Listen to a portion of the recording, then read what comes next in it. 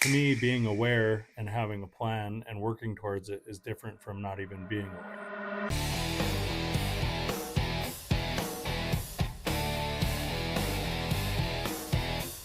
All right. Well, and ultimately, what having to say grading our vendors, the thing is, once we know what to expect and we can share with them what to expect, the real winner is the owner of the property. Because yet again, they could be out there making all these relationships, spending the time, but they're entrusting us to be doing that to provide a better, higher quality product. So, when I just had it where yesterday at 6:30, our plumber was finishing up a leak. And it's like, okay, 5 o'clock, most people are done and gone, but nope, he's going to finish the job. We gave him, I think, 4 out of the 5 days he was working for us last week or this week, but he showed up, got it done in one day. Not, oh well, I'm gonna go home for the night. I'll be back tomorrow. Sorry about not being able to use your water tonight. Like, so that just saves money. And then the quality too, because like we expect them, like if you do this work, we expect you to warranty your work. I'd rather have you take extra time to do it right the first time than band-aid it and then have to come back again and we coordinate and my staff loses time. The tenant has to, you know, take the dog to the friends or do it. There's just so many more steps in that. So it's like the more efficient we can be, faster we show up, and the better quality, those all save all parties time, money, and headache. So like really for the vendor network, how that really applies to property management is like we can turn a unit faster because the trades will show up that need to. If we're replacing faucets and shower heads and tackling that, those guys will show up, take care of it. And of course, the faster the turn means the less vacancy. And when we have a vacant unit, the owner's not making money, we're not making money. So that's just a win-win across the board. The faster we can turn those units, and then really even for the tenant moves out, they know what their deposit they're going to get back is right away within those 10 days. And that's North Dakota law, at least letting them know that part.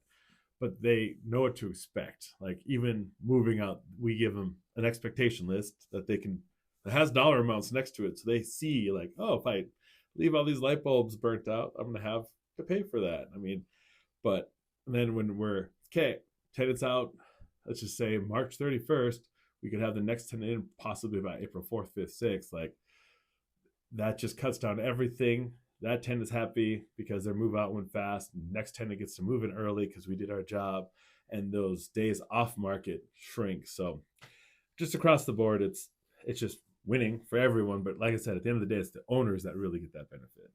I love that you brought up that whole deal about the quality of the vendor work. And if you're an owner listening to this and you're constantly beating down your property management or your repair guys to try to do a cheaper fix, when was the last time you bought something cheap that you didn't have to buy twice? And I would just look at it, some of the instances where, like, well, I'll just get my cousin Greg to go over and look at the washing machine for 25 bucks an hour. Or you get someone who is an expert at it and they go over there for an hour and get the proper part, or tell you that it's cheaper to replace it and to throw parts at it. So you're actually, you're out that cost, right? And then you get your nephew or cousin or whatever over there, and they're just throwing parts at it. They maybe have a few trips, like you said, and I see that sometimes with some of these guys trying to save the money, as I use air quotes. We get the right people there to fix the problem the first time, and more of a root problem solution, not just solving the symptom or the little problem. Well, it's like that busted pipe, sprinkler system, and they winterized the sprinklers. They did their job. Valve was shut off, but yet again, something froze and burst. It was like, how? I just happened to have my thermal imaging camera with because we needed it on a different site. It's like, okay, I can see the valves turned off.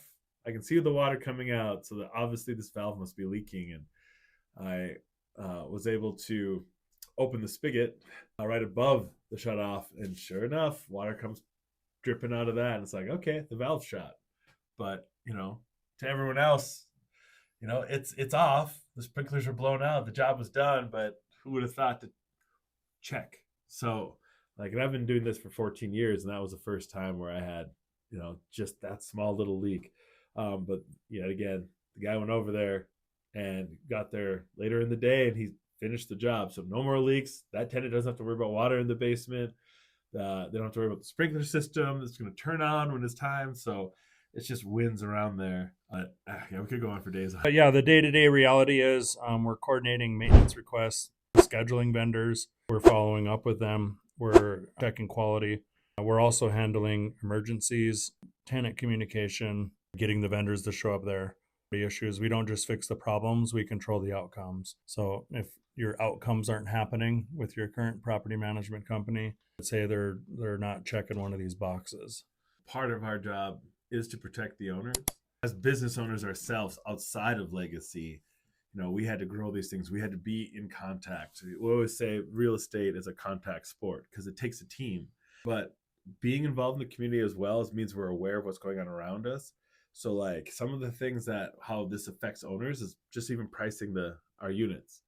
Like we've had to evolve and grow, and we're still learning on that front, but we're just getting more efficient at it. And then when we can see these trends, it's like, okay, now we know what we need to get to kind of match the market, or especially when we're bringing on a brand new property that's maybe like a single family home where they're upgrading, but they didn't want to sell their low interest rate. Also timing the market. Like I would say 2023, I really saw the inflation effect. It wasn't so much in our 1,300 and above properties.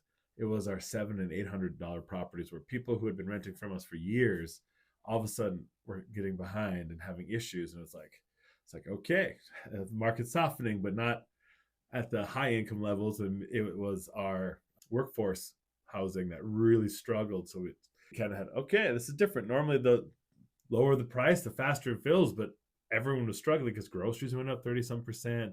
Gas was up a little higher. I mean, insurance went crazy. Water, it was just a whole mess of things. So we were able to understand that and not price ourselves out of the market and kind of accommodate, and then have the plan of, okay, we'll do this year, but then we're going to have to start moving up and moving up. And when the whole team's on the same playing field, it helps with that, just being aware. And this is going to go back to even just the compliance thing, like the smoke detectors. Just because we're around different groups, we know what's happening, which also goes to trends. Like there's so many scams out there. I mean, now they're using AI to fake pay stubs. So we have to scan pay stubs and say, is this made by AI? Is this a real company? Do they actually work there? Are these phone numbers real? Is it just a friend's number?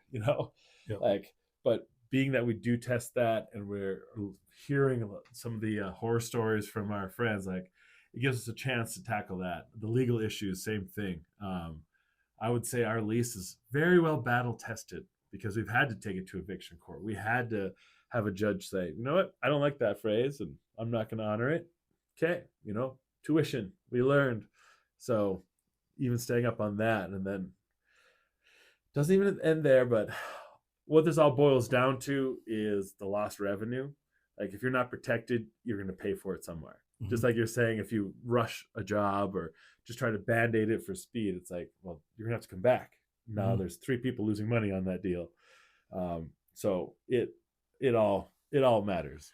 Yeah. One of the things I wanted to double click on was the awareness part of it. And I think you said it 4 or 5 times there. And it's like, to me, being aware and having a plan and working towards it is different from not even being aware.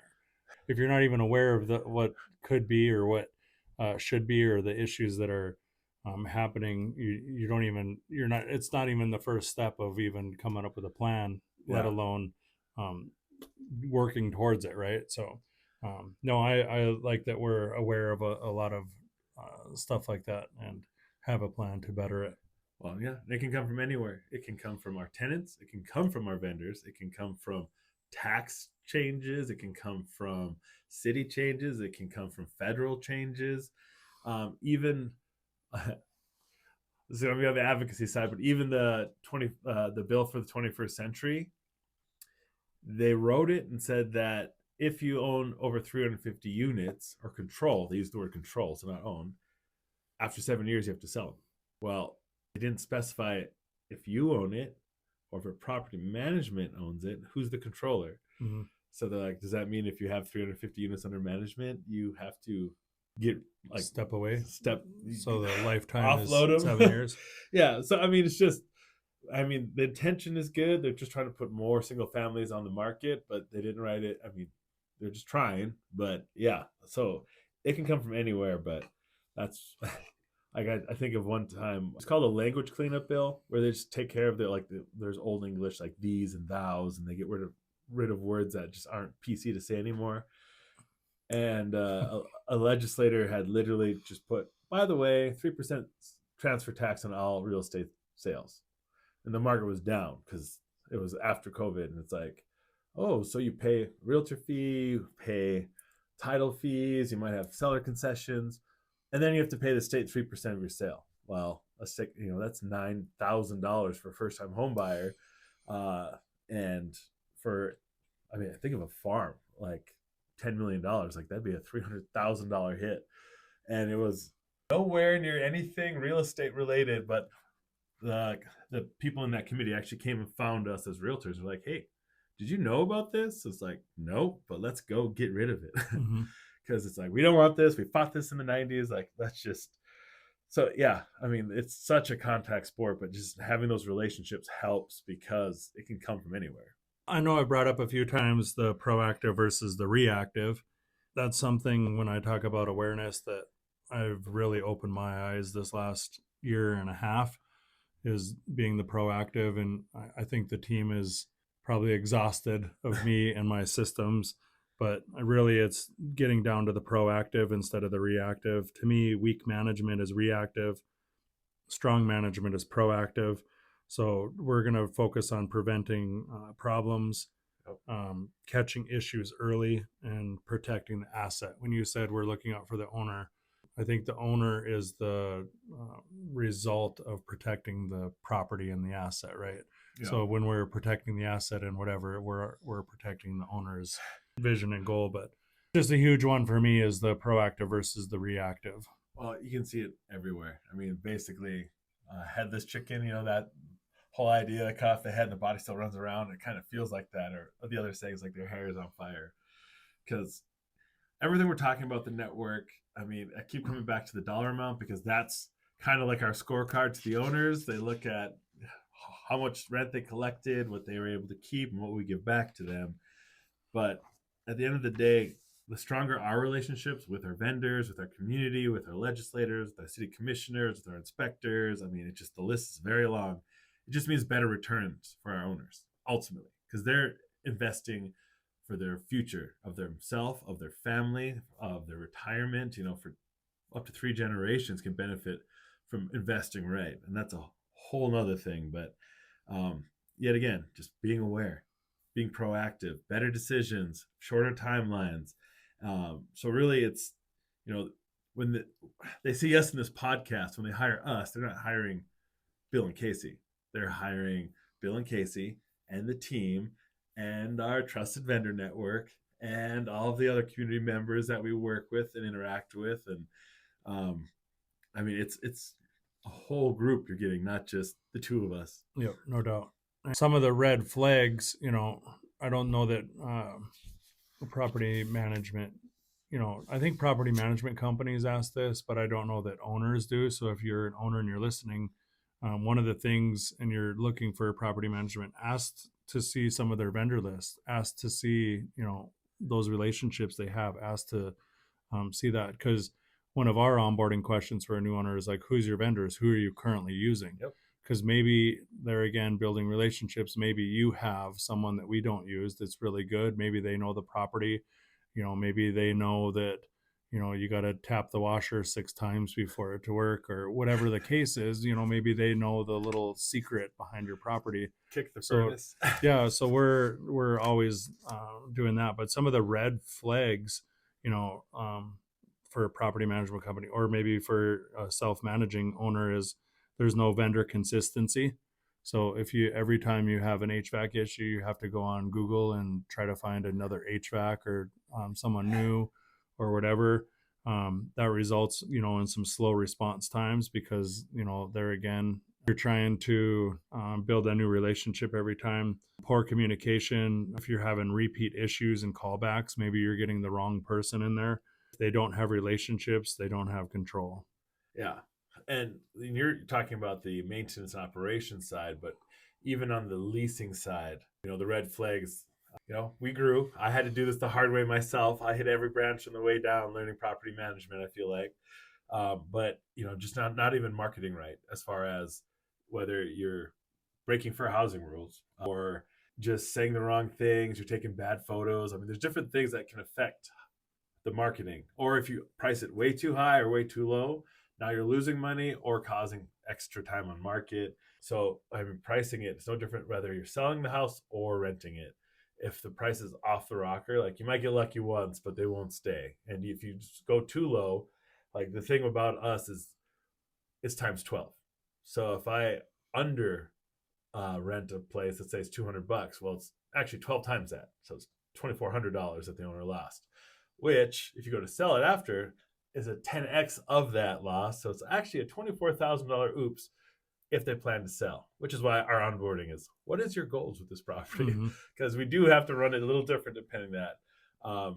But that's just pricing, that's marketing. It goes into even compliance. Like, there's just some things that we need to do. So being clear with our owners about that. But really, compliance is just communication. That's what it boils down to. Like, in our owner's agreement, it states like we are following all fair housing laws. We treat everyone the same. There's no, like, if your kid wants to rent from us, guess who's still doing a background and rent history and credit check? Like, just, it's all the same. Because at the end of the day, like you were saying, with your vendors are being replaced, like, usually that's a red flag. Like, oh boy, either they're not paying or they're setting really bad expectations. And it goes for leasing and owners as well. Like, if we're not communicating clearly and we're not on the same page, your expectation when you show up and when I send you the bill, if they don't match, we're going to have problems. So really, if you're guessing, you're losing money. But I really should say is, if you're guessing, you're stressing. Yeah. Because that's what happens. That's the outcome is, if you don't know what's happening to your property, you don't know when the vendor is going to show up. You don't know if there's a dog on the other side of that wall because you didn't talk to the tenant. Like, you're stressing. But yeah, how Legacy, how we do it different is a systemized vendor network, clear expectations, even for cleaning of the common hallways. We have an expectation sheet of what's done, and it makes it crystal clear for those. Quality control, we're checking in on it. Strong communication, and then we have the 3 E's for all of our systems: is the easy, effective, and efficient. That's what it's got to be. So Albert Einstein said, it's not a genius who can explain a very deep and long thing. The genius is explaining a very complicated thing simply. Yeah. No, we don't want it to be super easy for the vendors to do business with us. So, well, like, we even asked them, hey, how can we do better? How, and here's how you can do better, to the couple of vendors that might be listening. Don't want to turn your invoices in. Yeah. We have a couple of repeat offenders on that aspect, but we're working on them. They do good work, but we'll get it dialed in. Yeah, and it's kind of funny because I saw this working for a national company when I was in my 20s, where I was like, why do they have all this paperwork? Like, we want to replace a window, go replace a window. But no, we have a 5-page contract, and there's this and that, and then we have to take pictures of the opening. We have to take pictures of the plastic for the lead safe. We have to take pictures of the window in without insulation. We have to take it felt like so much. And here I am a decade later, and it's like, guess what we're doing? We have an expectation sheet. We get the vendors insurance. We get the vendors kind of everything. But then we offer a portal, so they have a direct access. That if some of them are just terrible technology or email, but we have this portal that they can literally just upload. Boom, we see it. We can pay right through it. So we've had a lot of vendors be like, it's so nice because we know when we send you a bill, we're going to get paid. Yeah. So it goes both ways, but with the vendors, but yet again on the owner side of it, it's just like, hey, well, being involved, having these expectations just means that we're also going to have better market knowledge. So if someone comes up to us and wants something unreasonable or too low, so we have both sides where someone thinks their house should bring in this, and then we have those who, I only need this. Like, we can do that, but times that 12x thing, it's like, what if we just try a little higher? Let's just see if that will help. So that helps on that front. And then just really focusing on communication. as we're trying to get new systems in place, especially the proactive with our monthly walkthroughs, just different communication points. The goal, dashboards for owners, like the point is that they don't necessarily have to rely on us to call them every time, that they'll have access to the tools to see what's going on. And that ultimately brings us to our focus of not only raising the bar, but creating assets that generate wealth, not just fixing problems, throwing tenants at it and hoping to God they stick. Like, it's just a different mentality. We're not the meat grinder. Yep. Like The long-term game. Yep. Well, that goes multiple ways, because we want to have like a tenant appreciation, because without them, they're just insulated boxes. The tenants make them homes. They pay the bills. That's how real estate investing works. So instead of being the grain, they are the grain. Yeah. But yeah, so it's really fun as a company to do some appreciation events, just because it's like, thank you for working with us, for understanding that we're not your typical property management company. Like, we are glad you're here. Let us know how we can do better. I mean, we're always striving to find new things. So if you have an idea, feel free to share it with us, even if you're not from here. If there's something that you felt was cool, or that your property management company did that like really brought it home for you, we'd love to know. Even just, pulling up with a grill in the back of the truck and pulling up in a parking lot and, giving that community, of the apartments, get them out there and get them a little lunch, and they can kind of interact. It gives them a chance to network too, instead of just passing by each other in the hallway awkwardly, like, oh, I know that person's in 402 or whatever it is. It gets a little more personal behind the whatever, because that can get a little crazy sometimes with the apartment living. And there's fun things too, like, we've talked about having like a dog tag event and just different things to make it more fun, just something different, because we like to have fun. Same with our vendors. I mean, it is fun to have, like, I'm lucky that my business partner is a phenomenal cook, so I have definitely been spoiled with some meals. I'm like, damn, this would cost me over $100 a plate if I were going to go sit at a restaurant for this. And for him, it's just a Saturday. So no, I love the smoking. So we'll smoke something up for the vendors listening and get that going somewhere. But yeah, you ready to wrap this up? Yeah, I mean, I think we've hit a lot of points, but it kind of, the equation seems to be pretty similar. Yeah, I know you said it earlier, but you're not just hiring someone to fix things. You're hiring a system and a network. Strong properties aren't built on luck. They're built on relationships and execution. So for you, if you're a property owner or even just self-managing, what kind of relationships do you have? Does your property management company have? Are they just showing up to a job and that's that? Are they active in the community? Are they giving back? Are they involved in maybe some of the advocacy things? Like, not that everyone needs to be, but especially at scale, it matters, because you don't want to be blindsided by an issue. That's just that whole, if you're guessing, you're stressing thing. Like, that's kind of reality. Like, if they don't know what's coming, they don't know how to pivot. They don't know how to be proactive. So really how this all shows up is just, one, your bottom line. You'll make more money if you can better prepare and be more proactive. You save money, you make more. Your stress levels are going down because you're not guessing, all right, how much money am I not making this month on my owner statement? And the whole point is long-term success. Like, legacy isn't just a clever word. It's like, that is our goal, is that we are creating a legacy, whether it's just one property for you, whether it's a place that our employees are happy to work for, or even our vendors are happy when they see us calling, because it's like, all right, we know them, like them, trust them. So it's, the right team doesn't just manage your property, they elevate it. Well, yet again, it's the same message every time. If you guys like what you hear, please follow us. You can follow us on Facebook, The Legacy Insider. You can follow Casey at Instagram, Casey Bernard Fixed It. If not, Facebook, LinkedIn, all that is Casey Bernard. And my Instagram is Building Homes. My Facebook is Building Homes. So yeah, if this added value to you or anyone you know, share it to them, like, subscribe, and we'll see you in the next one.